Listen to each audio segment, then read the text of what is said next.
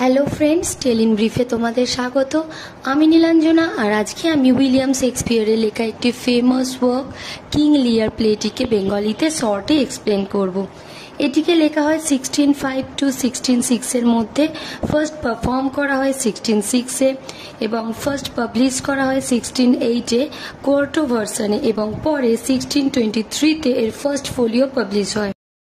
শেক্সপিয়ারের লেখা এই প্লেটি একটি ফেমাস ট্র্যাজেডি এবং এর সেটিং রয়েছে ব্রিটেনে। এবার আমরা ক্যারেক্টার লিস্টটা দেখে নেব। ফার্স্ট ক্যারেক্টার হচ্ছে কিং লিয়ার। এই গল্পের মেন ক্যারেক্টার একজন ট্র্যাজিক হিরো এবং একজন বৃদ্ধ রাজা ব্রিটেনের। নেক্সট ক্যারেক্টার গনারেল, কিং লিয়ারের বড় মেয়ে, খুবই চতুর, বিশ্বাসঘাতক এবং কঠোর মনের একটি মহিলা। Next character Duke of Albany, গনারেলের husband. Next character Regan, King লিয়ারের দ্বিতীয় মেয়ে এবং গনারেলের মতোই বিশ্বাসঘাতক। Next character Duke of Cornwall, রেগানের হাজব্যান্ড। নেক্সট কর্ডেলিয়া, কিং লিয়ারের সবথেকে ছোট মেয়ে, সৎ এবং খুব loyal. Next Earl of Gloucester, একজন নোবেলম্যান এবং কিং লিয়ারের প্রতি খুবই অনুগত বা বিশ্বস্ত ছিলেন। নেক্সট ক্যারেক্টার এডগার, গ্লস্টারের বৈধ সন্তান। নেক্সট ক্যারেক্টার এডমন্ড, গ্লস্টারের অবৈধ সন্তান এবং এই প্লের main villain. Next character Kent, একজন নোবেলম্যান এবং ইনিও কিং লিয়ারের প্রতি খুব লয়াল ছিলেন। Next character King of France, ইনি কর্ডেলিয়াকে বিয়ে করেন। নেক্সট ডিউক অফ বার্গেন্ডি, কর্ডেলিয়ার সাথে বিয়ে হওয়ার কথা ছিল এনারও। এই প্লেতে আমরা আরও কিছু এক্সট্রা ক্যারেক্টার্স দেখতে পাবো, যেমন দ্য ফুল, অসওয়াল্ড, করন, আ জেন্টলম্যান এবং কিছু সার্ভেন্টস অ্যান্ড মেসেঞ্জার্স। এবার আমরা স্টোরি স্টার্ট করব। ব্রিটেনের রাজা কিং লিয়ার এখন অনেক বৃদ্ধ হয়ে গেছেন, তাই এবার তিনি তার রাজ্য তার 3 মেয়ের মধ্যে ভাগ করে দিয়ে রিটায়ারমেন্ট উপভোগ করতে চান। কিং লিয়ার একটি সেরেমনি অ্যারেঞ্জ করেন যেখানে অনেক নোবেলম্যান আসেন, যেমন Kent, Gloucester, Earl of Cornwall, Duke of Albany etcetera. সেরেমনিতে কিং লিয়ার তার রাজ্য সিম্পলি তার মেয়েদের মধ্যে ভাগ করে না দিয়ে একটি শর্ত রাখেন যে যে মেয়ে লিয়ারকে বেশি ভালোবাসে সে সম্পত্তির বেশি অংশ পাবে। এ কথা শুনে চালাক গনারেল এবং রেগান বলে যে, বাবা, আমি তোমায় পৃথিবীর সব থেকে বেশি ভালোবাসি। এ কথা শুনে লিয়ার ভীষণ খুশি হন, কিন্তু ছোট মেয়ে কর্ডেলিয়া তো ভীষণ সৎ। সে বলে, একটি মেয়ে তার বাবাকে যতটা ভালোবাসতে পারে আমি ঠিক ততটাই ভালোবাসি। কিং লিয়ার নিজের প্রশংসা শুনতে খুব ভালোবাসতেন, তাই কর্ডেলিয়ার উত্তরে রেগে গিয়ে তাকে ত্যায্য কন্যা করে দেন। এদিকে সেরেমনিতে কর্ডেলিয়াকে বিয়ে করতে এসেছিল ডিউক অফ বার্গেন্ডি এবং কিং অফ ফ্রান্স। কিং লিয়ারের ডিসিশনের পর ডিউক অফ বার্গেন্ডি আর বিয়ে করতে চান না, কারণ সে তার সম্পত্তির ভাগ আর পাবে না। কিন্তু কিং অফ ফ্রান্স কর্ডেলিয়াকে এই নিঃস্ব অবস্থাতেই বিয়ে করতে রাজি হয়। তারপর নোবেলম্যান কেন্ট এসে কিং লিয়ারকে বলেন যে তিনি ঠিক ডিসিশন নেননি, রাজ্যের 3টি ইকুয়াল ভাগ হওয়া উচিত ছিল। কিং লিয়ার তখন রেগে গিয়ে কেন্টকেও রাজ্য থেকে তাড়িয়ে দেন এবং কর্ডেলিয়া কিং অফ ফ্রান্সের সাথে চলে যান। কিং লিয়ার তার সম্পত্তি তার 2 মেয়েকে দেওয়ার পরেও নিজের কাছে 100টি নাইটস সৈন্য রেখে দেন নিজের আভিজাত্য বজায় রাখার জন্য। কিং লিয়ার ঠিক করেন যে তিনি তার 2 মেয়ের কাছে অল্টারনেটলি থাকবেন। অন্যদিকে রাজ্যের এক নোবেলম্যান আর্ল অফ গ্লস্টারের 2 ছেলে, এডগার যিনি বৈধ সন্তান এবং এডমন্ড ইনি হচ্ছেন অবৈধ সন্তান। এডমন্ড অবৈধ সন্তান বলে এডগারের বিরুদ্ধে তার মনে রাগ ছিল। এডমন্ড গ্লস্টারকে মিথ্যে বলে যে এডগার গ্লস্টারকে মারতে চায়। এ কথা শুনে গ্লস্টার ভয় পেয়ে যায়, এডগারকে মারার নির্দেশ দেয় এবং এডমন্ডকে তার বৈধ সন্তান বলে ঘোষণা করে। এডগার রাজ্য থেকে পালিয়ে যায় এবং এক গ্রামে নাম বদলে থাকতে লাগে। Now back to King Lear's family story. Lear প্রথমে বড় মেয়ে গনারেলের বাড়িতে থাকতে যান। গনারেল একটু বিরক্ত হয়, কারণ কিং লিয়ার একা নয়, বরং তার সাথে 100টি সৈন্যও আছে। সেই নাইটসদের মধ্যে কেন্টও ছিল, কিন্তু তিনি ছিলেন ভেষ বদলে, কারণ তাকে তো কিং লিয়ার তাড়িয়ে দিয়েছে, তাই তিনি ছদ্মবেশে এই নাইটসদের মধ্যেই ছিলেন। গনারেল সবাইকে বলে দেয় কিং লিয়ারকে লয়াল ট্রিটমেন্ট না দিতে এবং তার সাথে যেন সাধারণ মানুষের মতোই ব্যবহার করা হয়। তারপর একদিন গনারেল বাবাকে গিয়ে বলে, তোমার সাথে 100টি নাইটস রাখার কি দরকার, একটা কাজ করো, ওদের সংখ্যা কমিয়ে 50 জন করে দাও। এমন কথা ও খারাপ ব্যবহার পেয়ে কিং লিয়ার গনারেলকে অনেক কথা বলেন এবং মেজো মেয়ে রেগানের কাছে যাবে বলে ডিসাইড করেন। রেগান কিং লিয়ারকে বলে, আমাদের সাথে থাকতে হলে আমি 25টার বেশি সৈন্য রাখতে অ্যালাউ করব না। কিং লিয়ার তো রেগে লাল হয়ে যান তার প্রিয় মেয়েদের ব্যবহারে।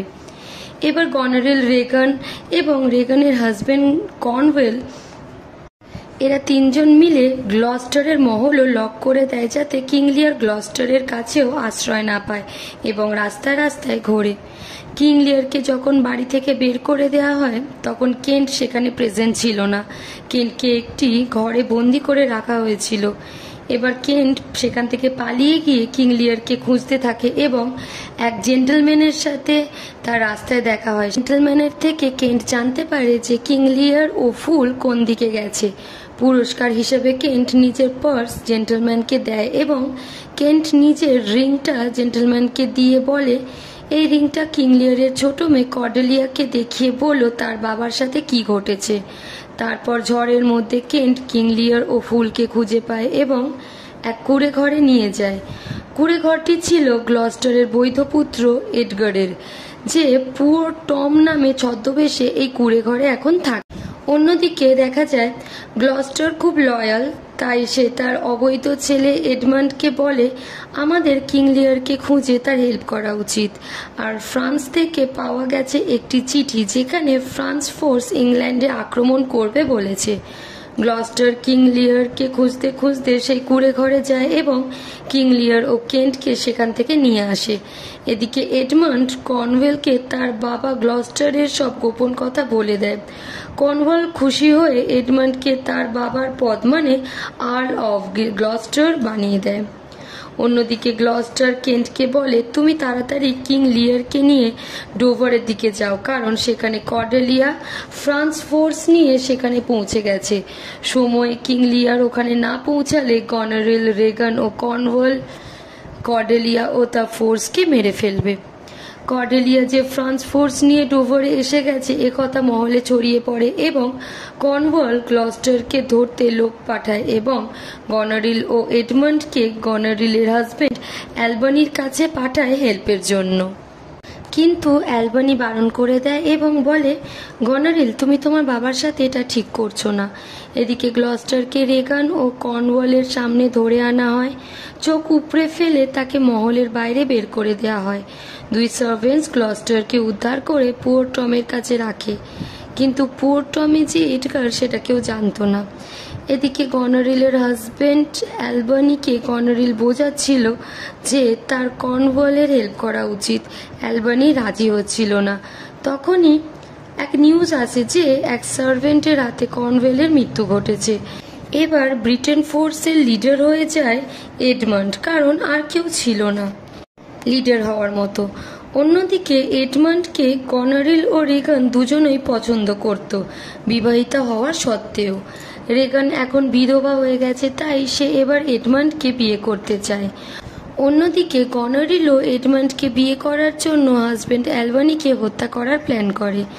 এবার দেখা যায় কর্ডেলিয়া রাজ্য থেকে বিতাড়িত হওয়ার সত্ত্বেও বাবা কিং লিয়ারকে বাঁচাতে ফ্রান্স ফোর্স নিয়ে আসে, কিন্তু কিং লিয়ার নিজের ভুল ডিসিশনের লজ্জায় কর্ডেলিয়ার সামনে যেতে পারেন না। তারপর কর্ডেলিয়া একটি ছোট টিম পাঠায় লিয়ারকে খুঁজতে এবং তারা কিং লিয়ারকে ফ্রেঞ্চ ক্যাম্পে নিয়ে আসে। কিং লিয়ারের ট্রিটমেন্ট হয়।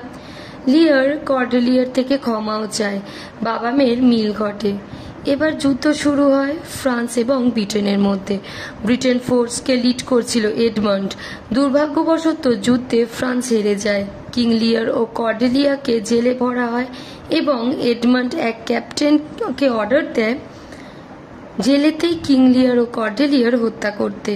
তারপর টম ছদ্মবেশ যে ধরেছিল মানে এডগার, এডমান্ডের সাথে যুদ্ধে জড়িয়ে পড়ে এবং শেষে এডমান্ড হেরে যায়।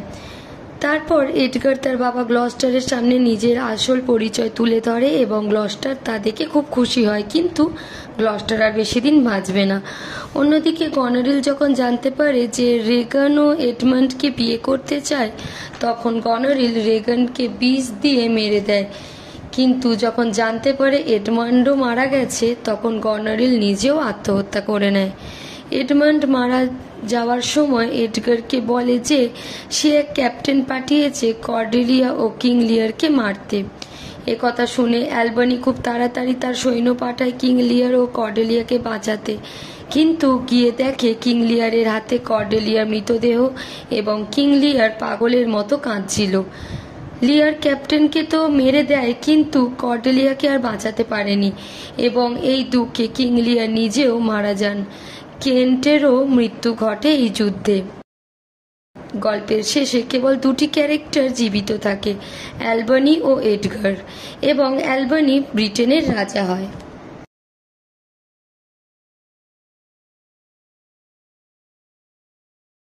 তোমাদের যদি এই ভিডিওটি ভালো লেগে থাকে তাহলে লাইক করো, বেশি করে শেয়ার করে কমেন্টে জানিও তোমাদের আর কোন গল্পের এমন এক্সপ্লেনেশন লাগবে বেঙ্গলিতে, এবং চ্যানেলটিকে সাবস্ক্রাইব করতে ভুলো না।